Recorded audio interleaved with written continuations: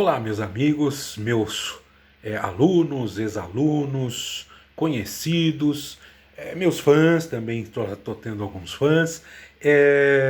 Você que estava andando por aí na web e me achou, né?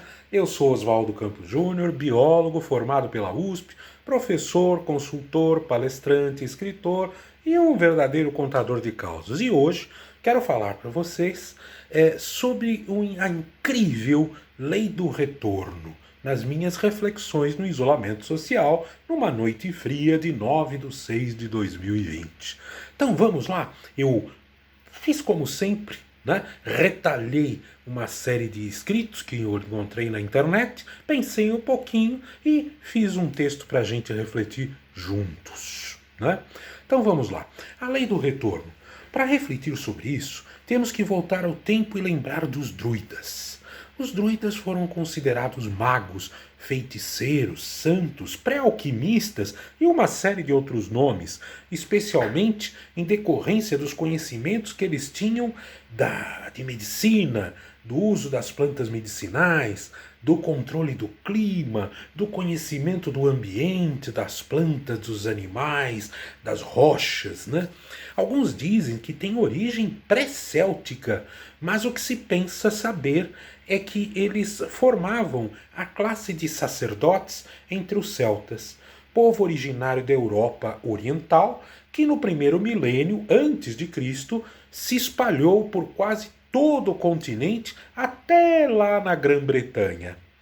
Os druidas eram considerados intermediários entre os homens e os místicos. Atuavam como juízes, magos e professores. Eram pessoas sábias, na verdade.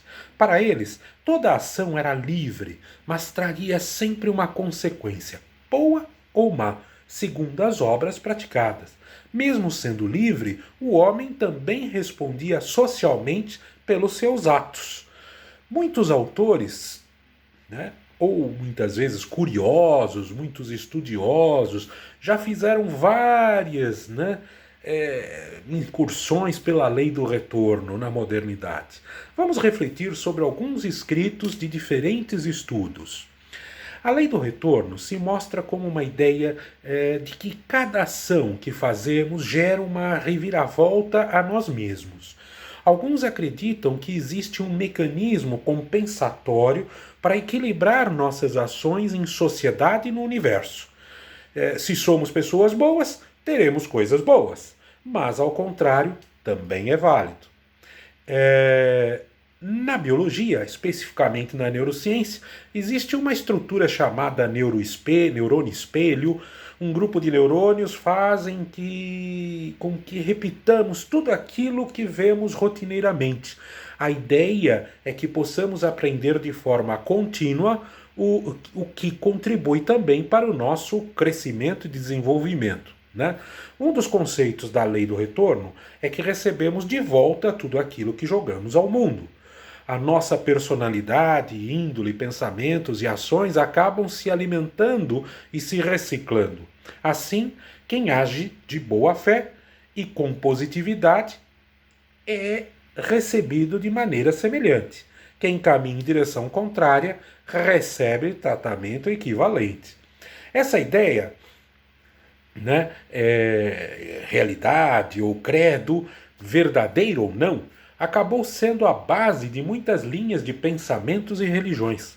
Por exemplo, o karma, é uma das ferramentas mais difundidas dentro e fora do budismo. Segundo a filosofia budista, as ações voluntárias geram consequências equivalentes ou igualitárias. Quando se fala em karma ruim, se diz da penalidade existencial que alguém sofre. O pensar na lei do retorno, ao pensar na lei do retorno, somos estimulados a pensar um pouco mais a respeito da nossa conduta. No entanto, isso não deve ser feito tendo em mente que seremos recompensados pelo universo, nada disso. Tudo deve ser feito de modo a trazer paz internamente e consequente tranquilidade e harmonia. É gostoso e positivo sentirmos que estamos no caminho certo. Isso ativa mecanismos e processos satisfatórios em nossa mente. Essa lei nos lembra das leis sobre física propostas por Newton, Isaac Newton.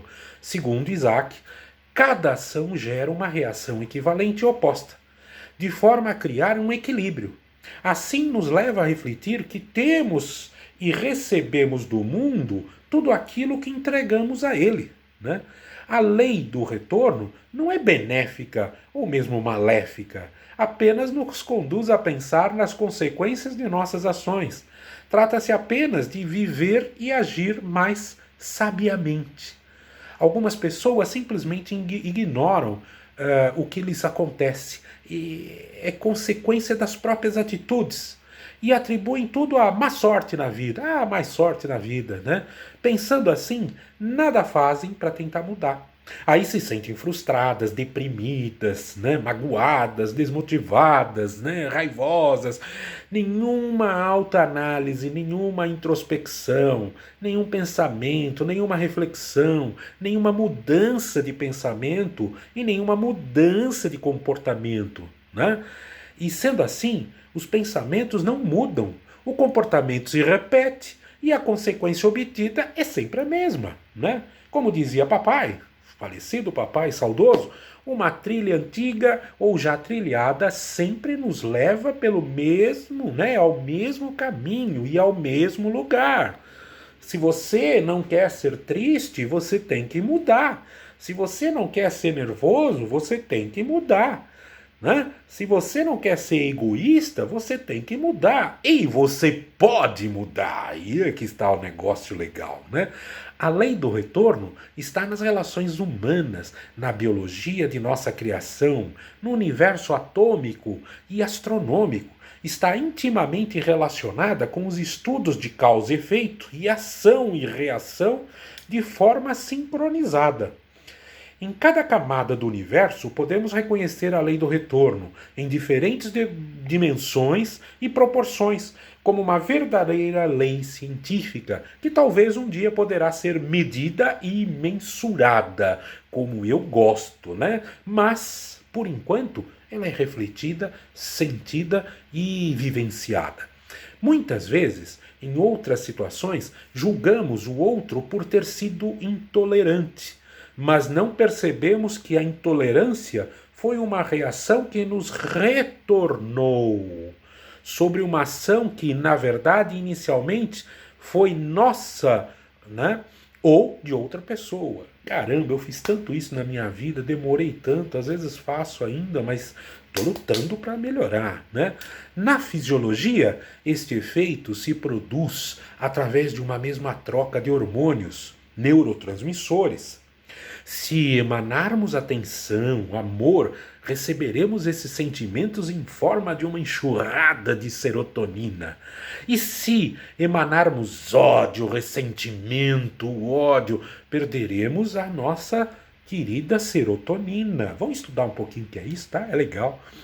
Este conceito se aplica aos dogmas religiosos, às teorias da relatividade de Albert Einstein, aos estudos sobre sincronicidade, né, de Carl Gustav Jung, à origem das espécies do meu querido e amado Charles Darwin e de Wallace. Né?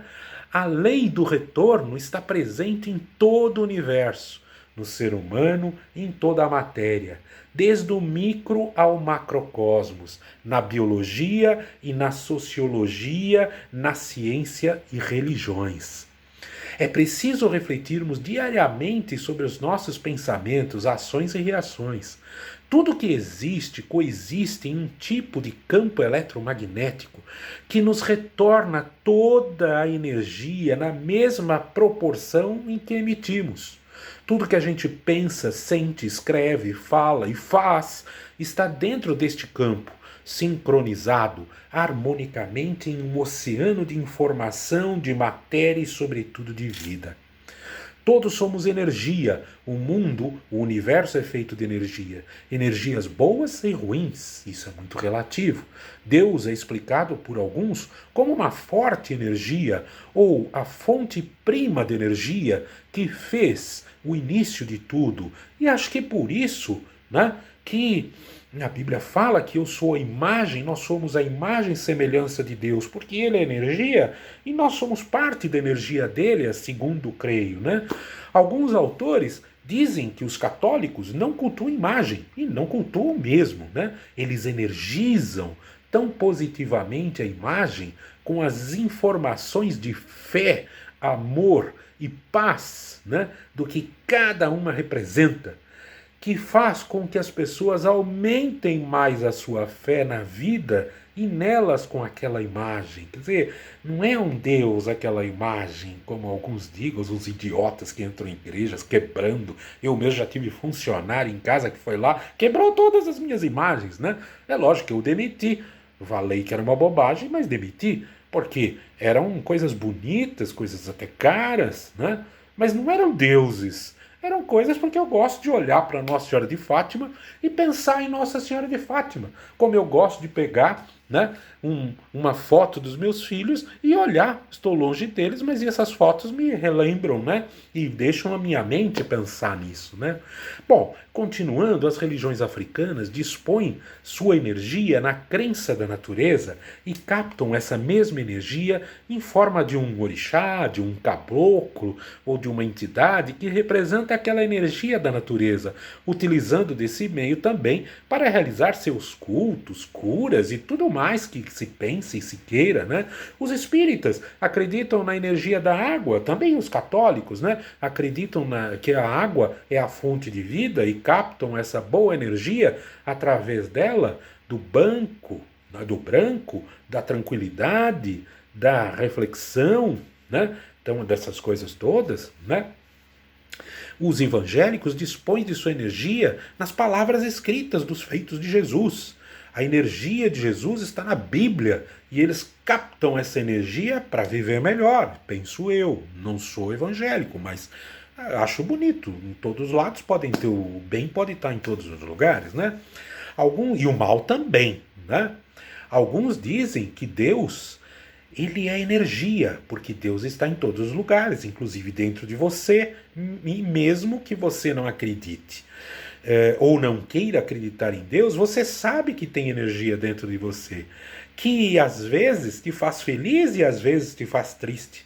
Então tente somar as energias felizes, pois as tristes podem ser a ausência de Deus, né? E acho que essa é a questão, né? Quando aquele espírito não quer ir para o céu e ele quer ficar no purgatório, é porque ele fala, poxa vida, cara, eu ainda não estou preparado para ter a felicidade de ver a luz de Deus, então deixa eu ficar aqui pagando um pouco, ó, pagando pão, mas não me põe no inferno não, que de lá eu não volto, né? Se eu for católico, eu tenho que acreditar nisso, né? Tem que acreditar. Se eu for católico, eu não posso ficar falando na internet o que quiser. Você tem que ler este livrinho aqui, que é o Catecismo da Igreja Católica, né? Grande catecismo, não é aquela coisinha pequenininha, né? Bom, mas meus amigos, e agora, meus amigos? Resta-nos o quê? Resta-nos pensar. Essa lei do retorno é verdadeira? Não há provas, mas eu posso senti-la?